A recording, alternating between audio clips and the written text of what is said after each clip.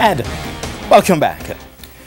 Now, President of the Jamaica Basketball Association, Dr. Mark Broomfield, has resigned from his post after 2.5 years in office. Dr. Broomfield handed in his resignation on Thursday and cited personal reasons for stepping down. His 3-year term would have been completed in February 2018, but will now end officially on September 23. TVJ Sports caught up with Dr. Broomfield as he arrived for a JABA board meeting this evening.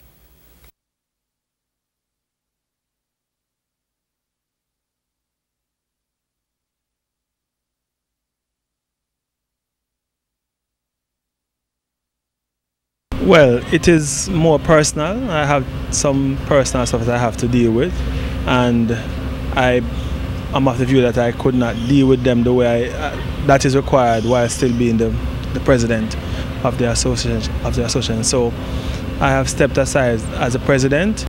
But interestingly, he says he will not be leaving the JABA offices completely.